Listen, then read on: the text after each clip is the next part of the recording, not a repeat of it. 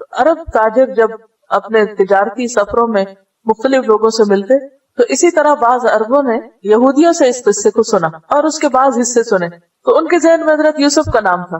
تو واپس آ کر انہوں نے نبی صلی اللہ علیہ وسلم سے سوال کیا کہ کیا آپ یوسف کے قصے کے بارے میں کچھ جانتے ہیں؟ اگرچہ انہوں نے یہ سوال تمسخر کے انداز میں کیا تھا، آپ کو جج کرنے کے لیے کیا تھا کہ بھلا دیکھتے ہیں آپ کتنے سچے نبی ہیں، آپ کو پتا ہے یا نہیں پتا، آپ کو دنیا کی تاریخ کا کچھ علم ہے یا نہیں. لیکن اللہ سبحانہ وتعالیٰ نے قصے کو اس انداز میں بیان کیا کہ وہ قصہ خود انہی پہ چسپاں ہو گیا. تو آگے ہم دیکھیں گے کہ کس طرح قصہ یہاں سے شروع ہوتا ہے. اذ قال یوسف لابیہ، جب یوسف علیہ السلام نے اپنے والد سے کہا، یعقوب علیہ السلام، یا ابتی، اے میرے ابا جان.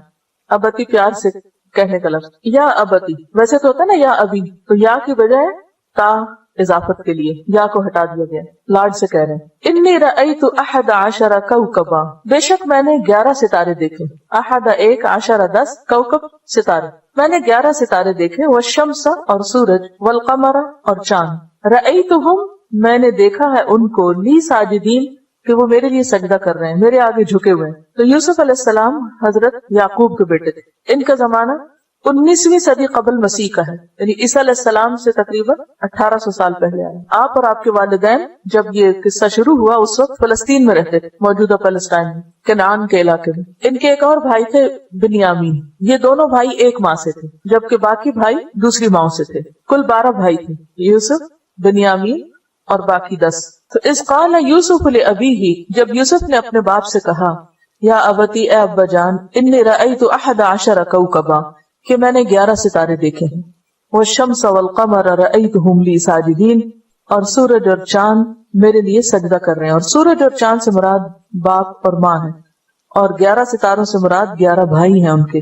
اور وہ خواب کیا دیکھتے ہیں کہ وہ میرے آگے بہت احترام سے جھکے ہوئے ہیں. خواب 3 طرح کے ہوتے ہیں. نمبر 1، دل کی بات، یعنی جو باتیں آپ کے دل میں ہوتی ہیں وہی آپ کو خواب میں نظر آ جاتی ہیں. نمبر 2، شیطان کا ڈراوا. شیطان جیسے جاگتے ہوئے ہمارے ذہن میں وسوسے ڈالتا رہتا ہے، اسی طرح سوتے ہوئے بھی وہ ہمیں ڈراتا ہے. اور نمبر 3، اللہ تعالیٰ کی طرف سے بشارت، خوشخبری. عام لوگوں کو تینوں طرح کے خواب آتے ہیں، لیکن پیغمبر کا خواب تیسری قسم کا ہوتا ہے. بس کون سا؟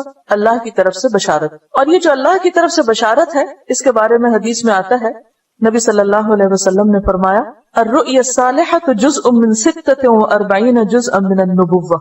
بخاری اور مسلم کی روایت ہے یہ، کہ سچا خواب نبوت کا 46واں حصہ ہے. تو ابھی چونکہ آپ نبی تو نہیں بنے تھے، لیکن آپ کو بشارت ہو گئی خواب کے ذریعے کہ آپ پر ایک وقت ایسا آئے گا کہ جب آپ کے والدین اور آپ کے بھائی آپ کے سامنے جھک جائیں گے، یعنی اللہ تعالیٰ آپ کو عزت عطا کرے گا. اور یہ تعبیر 40 سال بعد رونما ہوئی. بعض کہتے ہیں 80 سال بعد. بہرحال حقیقت میں تو علم اللہ ہی کے پاس ہے، مگر یہ کہ ایک لمبے عرصے کے بعد یہ خواب حقیقی شکل میں آپ کے سامنے آیا، جب انہوں نے اپنے والدین کو اپنے ساتھ تخت پر بٹھا لیا تھا، اور اس وقت ان کے بھائی ان کے سامنے جھکے ہوئے تھے، جس کا ذکر اسی سورت کی آیت نمبر 100 میں آتا ہے، 100. وَخَرُّوا لَهُ سُجَّدًا، وہ اس کے آگے سجدہ کرتے ہوئے جھک گئے، گر پڑے. وقال، اور یوسف بولے، یا ابت ھذا تأویل رؤیایا، اے ابا جان یہ ہے تعویل، یہ تعبیر میرے خواب کی، من قبل جو اس سے پہلے میں نے دیکھی تھی، قد جعلها ربی حقا، میرے رب نے اس کو سچ کر دکھایا. تو اس سے یہ بھی پتہ چلتا ہے کہ جو سچے خواب ہوتے ہیں ان کی کوئی نہ کوئی تعبیر ہوتی ہے، اور وہ تعبیر سامنے بھی آ جاتی ہے. اس سلسلے میں ہمیں کیا رہنمائی دی گئی ہے؟ نبی صلی اللہ علیہ وسلم نے فرمایا، بخاری کی روایت ہے، جب تم میں سے کوئی پسندیدہ خواب دیکھے تو اسے بیان کر دے، یعنی کسی سے ذکر کر لے، لیکن کس کے سامنے ذکر کرے؟ جو خیر خواہ ہو، جو حاسد نہ ہو. اور اگر ناپسندیدہ خواب دیکھے تو کروٹ بدل لے، یعنی جس پہلو پہ آپ سوئے ہوئے اسے تبدیل کر لیں، اسی پر نہ سوئے رہیں. اور اس خواب کے شر سے اللہ تعالیٰ کی پناہ مانگے، اور کسی کے سامنے اس خواب کو بیان نہ کرے، منہ سے نہ نکالے، ذکر نہ کرے، تو اس خواب سے اسے کوئی نقصان نہ ہوگا. یہ بھی بخاری کی روایت ہے. کیا حکم ملتا ہے جب اچھا خواب آپ دیکھیں؟ سب سے پہلے تو یہ جاننا ضروری ہے کہ خواب کی 3 قسمیں، اور یہ چونکہ خواب ہر کوئی دیکھتا ہے کسی نہ کسی شکل میں، اس لیے ہر وقت آپ کسی سے نہیں پوچھ سکتے اور کسی سے ڈسکس نہیں کر سکتے. خود پتا ہونا چاہیے ہم میں سے ہر ایک کو کہ خواب کی قسمیں کتنی، اور پھر خود انالائز کرنا چاہیے کہ میری خواب کس درجے میں ہے. پہلی تو یہ حدیث نفس، دل کی بات ہے. اگر آپ کوئی ایسی چیز دیکھ رہے ہیں کہ جس کے بارے میں آپ دن بھر سوچتے رہیں، یا اگلے دن کوئی وہی معاملہ پیش آنے والا، مثلاً یہ کہ آپ کو کسی امتحان میں بیٹھنا ہے، یا کہیں کوئی ٹیسٹ دینا ہے، یا انٹرویو دینا ہے، یا کوئی اور اسی طرح کا معاملہ ہے، تو وہ کیا ہوگا آپ کو خواب میں نظر آنے لگے گا اور آپ خواب میں وہ آپ کے اپنے اندر کی پریشانی خواب میں ظاہر ہو جاتی. دوسری قسم کا خواب کون سا ہوتا ہے؟ شیطان کا ڈراوا. اس میں عموماً جو ڈراونے خواب ہوتے ہیں وہ شیطان کی طرف سے ہوتے ہیں جو انسان کا دشمن ہے اور انسان کو پریشان کرنا چاہتا ہے. لیکن تیسری طرح کے خواب جو ہیں جو عموماً اٹھنے پر یاد بھی رہتے ہیں, جو شیطان کا ڈراوا ہوتا ہے, ڈراونے خواب, ان کا کوئی منہ سر نہیں ہوتا, کہاں سے شروع ہوئے کہاں ختم ہوئے, کوئی ایک بیچ کا حصہ تھوڑا بہت پریشان کو یاد رہ گیا اور باقی کچھ نہیں. تو اس لیے جو تیسری قسم کا خواب ہے صرف اس پہ توجہ دینی چاہیے. اور تیسری قسم کا خواب وہ ہوتا ہے کہ جو آپ نے نہ تو سوچا ہوتا ہے کبھی اس کے بارے میں, اور پھر یہ کہ بالکل روز روشن کی طرح آپ کے سامنے ہوتا ہے, گویا آپ وہاں پر موجود تھے, اور پھر یہ کہ اس کا کوئی نہ کوئی مطلب بھی بنتا ہے. اب اگر اس کو دیکھ کر آپ کی فیلنگ اچھی ہو تو آپ کسی کو سنا سکتے ہیں اپنا خواب, جیسے کہ نبی صلی اللہ علیہ وسلم کا طریقہ تھا کہ فجر کی نماز کے بعد آپ بیٹھتے اور صحابہ کرام سے خود پوچھتے کہ اگر کسی نے کوئی خواب دیکھا تو بتائیں, اور پھر خود بھی تعبیر کرتے اور صحابہ کو بھی کہتے کہ اگر کوئی تعبیر کرنا چاہے تو کرے. یہ بھی سکھانے کا ایک طریقہ ہے, یعنی یہ بھی تعلیم کا ایک طریقہ ہے. ایک تعلیم تو وہ ہے جو کتابوں میں جو باتیں لکھی ہیں ان کو سکھا دیا جائے, اور ایک تعلیم کیا ہے کہ انسانوں کے اوپر جو کیفیات گزرتی ہیں ان کو انالائز کرنا سکھایا جائے. تو یہ وقت وہ وقت ہوتا تھا جس میں آپ صحابہ کرام کی دل کی باتیں سنا کرتے تھے اور اس وقت ان کو رہنمائی دیا کرتے تھے. اب اس صورت میں اگر خواب اچھا ہے اور جس کو آپ سنا رہے ہو آپ کا خیر خواہ ہے تو کوئی حرج نہیں. لیکن اگر آپ سمجھتے ہیں کہ کوئی شخص ایسا ہے جو آپ کا رائیول ہے, مثلا کسی بھی اعتبار سے, بعض اوقات ہسبینڈ وائف بھی رائیولز ہو سکتے ہیں, بعض اوقات بہن بھائیوں میں, جیسے اس قصے میں آپ دیکھیں گے تو بہن بھائیوں میں محبت بھی ہوتی ہے اور بہن بھائیوں میں حسد بھی بہت ہوتا ہے, خون کے رشتے. تو ایسی صورت میں خواب نہ سنائے جائے. اسی لیے آپ دیکھتے ہیں کہ یعقوب علیہ السلام اپنے بیٹے کو کہتے ہیں کہ خواب مت سنانا بھائیوں کو, ورنہ ایسا نہ ہو کہ تجھے نقصان پہنچائے. اور پھر یہ کہ اگر خواب پریشان کن ہے, یعنی مطلب آپ کو سمجھ میں آ رہا ہے, کیونکہ ہوتا یہ کہ جو اچھا خواب ہوتا ہے اس کے دیکھنے پر جب آپ اٹھتے ہیں تو دل کے اندر ایک اطمینان سا ہوتا ہے, ایک خوشی سی ہوتی ہے, اور جو برا خواب ہوتا ہے اس کے دیکھنے پر آپ کے اندر ایک پریشانی سی ہوتی ہے. تو اب ہوتا کیا ہے, ہماری عادت یہ کہ جب کسی بات پہ ہم پریشان ہوتے ہیں تو فوراً جو راستے میں نظر آئے اسے کھڑے ہو کے سنانے لگتے ہیں, اور سننے والے بھی اپنے آپ کو علامہ سمجھتے ہوتے ہیں اور مفتی اعظم, فوراً فتویٰ دے دیتے ہیں کہ اس کا یہ مطلب بنتا ہے, فوراً تعبیر کر کے سنا دیتے ہیں. صرف اس کو نہیں سناتے, 10 اور کو بھی سنا دیتے ہیں, فلاں نے یہ خواب دیکھا اور اس کا یہ اور یہ مطلب بنتا ہے. ان سب معاملات میں بے حد احتیاط کی ضرورت ہے, کیونکہ حدیث میں یہ بھی آتا ہے جب تک خواب کی تعبیر بیان نہ کی جائے تو وہ ایسے ہے جیسے پرندے کے پاؤں پر ہو. پرندے کے پاؤں کے اوپر, یعنی پرندے کا پاؤں کہاں ہوتا ہے؟ ہوا میں. جب اڑ رہا ہوتا ہے تو پرندے کا پاؤں ہوا میں, نہیں معلق ہے, وہ ہے اوپر, ہمارے سے اوپر ہوتا ہے نا پرندے کا پاؤں, یعنی وہ ابھی اترا نہیں ہوتا, نازل نہیں ہوتا, واقع نہیں ہوتا. جب خواب کی تعبیر بیان کر دی جائے تو وہ وقوع پذیر ہو جاتا ہے, نہیں پرندہ نیچے آ جاتا ہے اور وہ ہو جاتا ہے ویسا. تو اس لیے اس معاملے میں بے حد احتیاط کرنا چاہیے کہ سوائے اپنے قریب ترین لوگوں کے جن پر آپ اعتماد کرتے ہوں واقعی خواب نہ سنائیں کسی کو, برا خواب خاص طور پر. اس صورت میں پھر کیا کرے انسان, دل کی پریشانی کا علاج کیا ہو, کیونکہ آپ پریشان تو نہیں سارا دن رہنا, کیونکہ جب ایک بات ہے آپ نے دیکھی ہے اور آپ پریشان ہیں اور آپ کسی سے ذکر بھی نہیں کرنا چاہتے کہ معلوم نہیں سامنے والا کیا بول دے, کیونکہ آپ اسے یہ تھوڑی کہیں گے اچھا میں خواب سناؤں گا پر چپ رہنا تم, کیونکہ اگر آپ خود چپ نہیں رہے تو وہ کیسے چپ رہے. تو ایسی صورت میں آپ پھر اللہ کی طرف رجوع کریں اور دعا پڑھیں. ایاک نستعین کتاب ہے نا, اس میں برا خواب آنے کے اوپر دعا بھی موجود ہے. ویسے بھی رات کو سوتے ہوئے اگر وحشت ہو, خوف ہو, اس وقت بھی دعا پڑھی جاتی ہے, اعوذ بکلمات اللہ التامۃ من غضبہ وعقابہ وشر عبادہ ومن ہمزات الشیاطین وان یحضرون. میں اللہ تعالیٰ کے تمام کلمات کے ساتھ اس کے غضب, عذاب اور بندوں کے شر سے پناہ چاہتا ہوں, اور شیطانوں کے وسوسوں, نیز اس بات سے کہ وہ شیطان میرے قریب آئیں. ایک یہ دعا. لیکن برا خواب آنے کی دعا کیا؟ اللہم انی اعوذ بک من عمل الشیطان وسیئات الاحلام فانہا لا تکون شیئا.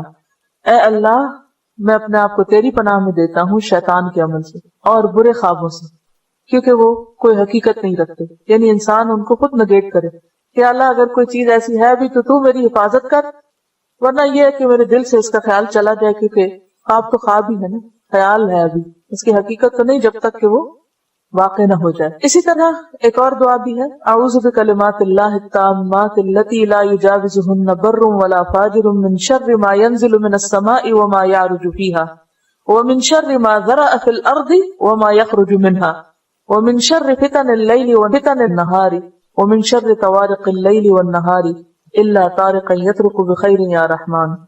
میں اللہ تعالیٰ کے ان تمام کلمات کے ساتھ پناہ چاہتا ہوں جن سے نہ تو کوئی نیک بڑھ سکتا ہے اور نہ کوئی برا شخص، یعنی اچھا کرنے والا بھی اس سے آگے نہیں جا سکتا اور برا کرنے والا بھی۔ ہر اس چیز کے شر سے جو آسمان سے اترتی اور جو آسمان کی طرف چڑھتی، اور اس چیز کے شر سے جو زمین میں پیدا ہوتی اور جو اس سے باہر نکلتی، نیز رات اور دن کے فتنوں اور حادثات سے پناہ چاہتا ہوں، البتہ جو حادثہ بہتری کا باعث ہو وہ بہتر ہے اے رحم فرمانے والے۔ کیونکہ بعض واقعات زندگی میں ایسے ہوتے ہیں کہ جو انسان چاہتا تو نہیں، لیکن اسی میں انسان کے لیے کچھ بھلائی ہوتی ہے۔ عسیٰ ان تکرہوا شیئا ویجعل اللہ فیہ خیرا کثیرا، اس مفہوم میں۔ قال، کہا، کس نے؟ یعقوب علیہ السلام نے، یا بنیا، اے میرے بچے، لا تقصص رؤیاک، نہ تم بیان کرنا اپنے خواب کو، علی اخوتک، اپنے بھائیوں پر، اپنے بھائیوں کے سامنے اپنا خواب نہ بیان کرنا۔ ایک ہوتا ہے رؤیا الف کے ساتھ اور ایک ہوتا ہے رؤیا گول تا کے ساتھ۔ رؤیا ہوتا ہے گول تا کے ساتھ آنکھوں سے دیکھنا، اور رؤیا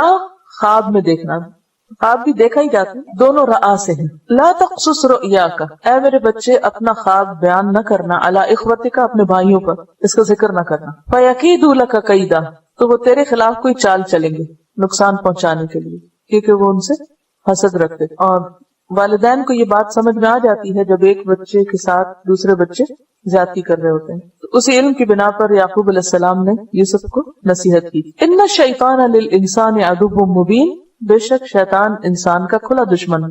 انسان سے مراد آدم اور حوا اور ان کی اولاد ہے، کیونکہ شیطان نے آدم اور حوا کے ساتھ دشمنی کی تھی تو ان کی اولاد کے ساتھ بھی وہ دشمنی کرتا ہے۔ وہ تمہارا دشمن ہے، اس لیے اس کی دشمنی سے بچ کے رہنا۔ یعنی ٹھیک ہے وہ تمہارے بھائی ہیں، تمہارے ساتھ اچھے نہیں، لیکن اصل بات یہ کہ ان کے پیچھے بھی شیطان لگا ہوا ہے۔ اس سے یہ بات بھی پتہ چلتی ہے کہ جو حاسد ہوتا ہے خاص طور پر اس سے احتیاط برتنی چاہیے۔ جب یہ پتہ چل جائے کہ کوئی شخص آپ کے ساتھ جیلس ہے، چاہے آپ کی جاب پر یا آپ کے گھر میں یا کہیں پر بھی، تو پھر انسان اس کے ساتھ بات کرتے ہوئے، معاملہ کرتے ہوئے محتاط رہے۔ اور اس میں ایک تعلیم یہ دی گئی ہے، صحیح الجامع کی ایک حدیث ہے کہ نبی صلی اللہ علیہ وسلم نے فرمایا، استعینوا علی انجاح حوائجکم بالکتمان، اپنی حاجات کی تکمیل میں خاموشی سے کام لو، یعنی چھپا کے کام کرو۔ کچھ منصوبے اگر بناؤ تو ان کو وقت سے پہلے اعلان نہ کرو۔ فإن كل ذی نعمت محسود، کیونکہ ہر صاحب نعمت حسد کیا جاتا ہے۔ جس شخص کو بھی کوئی نعمت ملتی ہے تو اس سے حسد ضرور ہوتا ہے۔ بعض لوگ اپنا حسد ظاہر کر دیتے ہیں اور بعض ظاہر نہیں کرتے۔ بعض لوگ آپ کے دوست بنے رہتے ہیں حالانکہ وہ آپ کے حاسد ہوتے ہیں، ان کی دشمنی نظر نہیں آتی، لیکن شیطان چونکہ دشمن ہے اس لیے کچھ نہ کچھ ان کے ذریعے نقصان پہنچاتا رہتا ہے، اور خصوصاً تعلقات کے بگاڑ میں۔ ہاں وہ تعلق شوہر اور بیوی کا ہو تو شیطان کا کام کیا ہوتا ہے کہ ان کے درمیان پھوٹ ڈلوائے رکھے، کوئی نہ کوئی ایسی بات روز چھیڑ دے کہ جس کی وجہ سے دونوں کے تعلقات خراب رہیں۔ اسی طرح جو بھی پیار کے رشتے ہوتے ہیں، ہاں وہ بہن بھائیوں کے ہوں یا دوستوں کے ہوں، ان سب رشتوں میں وہ دشمن جدائی ڈالنا چاہتا ہے، کیونکہ اچھی اولاد، اچھے والدین، اچھا شوہر یا بیوی یا اچھے دوست، یہ سب کیا ہے؟ دراصل اللہ کی نعمت ہے بہت بڑی، اور جس کو بھی کوئی بڑی نعمت ملتی ہے اس کا امتحان اتنا ہی سخت ہوتا ہے۔ بعض اوقات انسان اس کی ناقدری کرواتا ہے، ناشکری کرواتا ہے، اور بعض اوقات کوئی نہ کوئی ایسا فتنہ ڈالے رکھتا ہے کہ جس کی وجہ سے ان رشتوں کی باہمی محبت ختم ہو جاتی یا کم ہو جاتی، اور یہ سب دراصل شیطان کا شر ہوتا ہے۔ یہ وجہ ہے کہ اگر آپ غور و فکر کریں، جتنے بھی آپ کے آس پاس کے تعلقات ہیں، ان سب تعلقات کی خرابی کے پیچھے شیطان کا شر ہوتا ہے اور لوگوں کا حسد ہوتا ہے۔ قال یا بنی لا تقصص رؤیاک علی اخوتک فیکیدوا لک کیدا ان الشیطان للانسان عدو مبین۔ پھر وہ خود اس کی تعبیر کرتے ہیں۔ یوسف علیہ السلام کی خواب کی تعبیر کون کرتے ہیں؟ ان کے والد۔ وَكَذَلِكَ يَجْتَبِيكَ رَبُّكَ، اس خواب سے یہ پتہ چلتا ہے کہ تیرا رب تجھے چن لے گا، یعنی نبوت سے سرفراز کرے گا۔ وَيُعَلِّمُكَ مِن تَأْوِيلِ الْأَحَادِيثِ، اور تمہیں باتوں کی تعویل کا علم دے گا۔ تعویل کا لفظ جو ہے یہ اول سے ہے، حمزہ واو لام، اول کا لفظ بھی اسی سے، کسی چیز کا اصل کی طرف رجوع کرنا، اصل حقیقت۔ تعویل کس کو کہتے ہیں؟ اس کی اصل حقیقت، ٹھیک ٹھیک جو مقصود ہوتا ہے، یہ اصلی غایت، مقصد کیا اس بات کا، مراد اس سے کیا ہے۔ اور احادیث کا لفظ جو ہے یہ حدیث کی جمع ہے۔ حدیث کہتے ہیں بات کو، کہانی کو، ہر وہ کلام جو انسان تک پہنچ سکے، خواہ وہ سننے کے ذریعے یا پھر ذریعہ وحی یا خواب یا بیداری کی حالت میں، سب چیزیں احادیث ہوتی ہیں۔ ہر وہ کلام، کیونکہ حدیث کا معنی آپ کو سمجھنا ضروری ہے۔ حدیث سے مراد صرف حدیث رسول صلی اللہ علیہ وسلم ہی نہیں ہوتا، قرآن کے لیے بھی لفظ حدیث آتا ہے۔ اللہ نزل احسن الحدیث، اللہ نے سب سے بہترین بات اتاری ہے۔ تو حدیث سے مراد کیا ہے؟ بات، کلام۔ ہر وہ کلام جو انسان تک پہنچے، خواہ وہ سننے کے ذریعے، خواہ وہ وحی کے ذریعے، خواہ وہ خواب کے ذریعے، کوئی بھی ذریعہ ایسا ہو کہ جس سے ایک بات انسان کے پاس آئے، کو واقعہ، کو خبر. تو تعویل یہ ہے کہ انسان اس بات کو سن کر اس کا اصل مقصد سمجھ جائے. اب دیکھیں کہ لوگ مثلاً آپ سے کوئی آ کے ملتا ہے، آپ کو کوئی بات سناتا ہے، کسی کی کوئی بات کرتا ہے، کوئی قصہ سناتا ہے، کوئی آپ کو فون کرتا ہے، کال کرتا ہے، کوئی بات آپ سے کرتا ہے، کوئی شخص کسی اور کا قصہ آپ کو سناتا ہے یا کچھ آپ پڑھتے ہیں. اب اس میں کیا ہوتا ہے، کبھی تو آپ بات سنانے والے کا مطلوب اور مقصود جان لیتے ہیں اور کبھی آپ کو نہیں سمجھ آتی کہ اس نے بات کیوں کہی، اپنی کم علمی کی وجہ. لیکن کچھ لوگ دوسروں کے مقابلے میں اس میں بہت اچھے ہوتے ہیں. مثلاً ایک مجلس کے اندر ایک بات کہی جاتی ہے لیکن ہر شخص اس کو کس طرح لیتا ہے، اپنی عقل سمجھ کے مطابق. کچھ لوگوں کی عقل گہری ہوتی ہے، سمجھ یعنی کھارو ہوتے ہیں، وہ بات کی تہ تک پہنچ جاتے ہیں کہ کہنے والے نے بات کہی کیوں ہے، کس مقصد سے کہی، اور یہاں اس بات کے کہنے کا کیا مطلب، اور اس وقت اس کو کہنے سے کیا مراد اور مطلوب ہے، اور اس انداز میں کیوں کہا گیا. جبکہ دوسروں کو کچھ سمجھ نہیں آتی کہ وہ سمجھتے بس چند الفاظ سے جو دہرائے گئے اور بات ختم. اور اس میں صحابہ کرام کے بیچ بہت سارے واقعات ہیں. مثلاً مختلف خوابوں یا آیات کے نزول کی وجہ سے حضرت ابوبکر کو پتہ چل گیا کہ آپ صلی اللہ علیہ وسلم کا آپ کی وفات قریب ہے، لیکن دوسرے صحابہ کو نہیں سمجھ آئی. جب یہ سورت نازل ہوئی تھی اذا جاء نصر اللہ والفتح، حضرت ابوبکر رونے لگے، حالانکہ اس میں کیا تھا، فتح کی خوشخبری. وَرَأَيْتَ النَّاسَ يَدْخُلُونَ فِي دِينِ اللَّهِ أَفْوَاجًا، واو اتنی بڑی کامیابی، سب لوگ مسلمان ہو گئے. لیکن حضرت ابوبکر رونے لگے کہ مشن مکمل ہو گیا، جدائی کا وقت آ گیا. تو یہ کیا ہے، تعویل الاحادیث. یہ خاص اللہ ہی سمجھ دیتا ہے، یہ حکمت کی باتیں ہوتی ہیں. یؤتی الحکمت من یشاء، حکمت عطا کرتا ہے جس کو چاہتا ہے.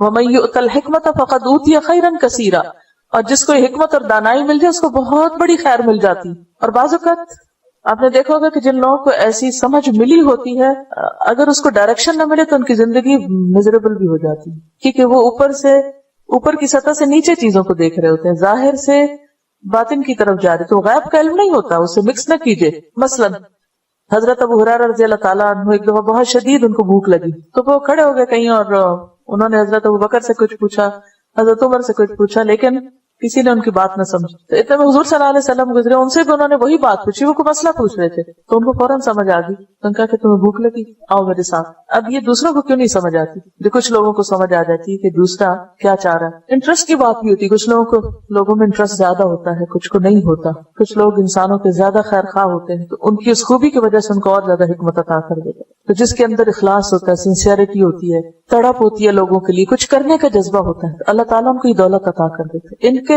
11 بھائیوں کے پاس وہ نہیں تھا جو یوسف علیہ السلام کے اندر تھا، حالانکہ ایک باپ کی اولاد تھے وہ سب. تو یہ اللہ کی دین ہے، جسے چاہے دے. یہاں پر یہی کہا گیا وَيُعَلِّمُكَ مِن تَأْوِيلِ الْأَحَادِيثِ. یہ صرف خوابوں کی تعبیر کا علم نہیں ہے.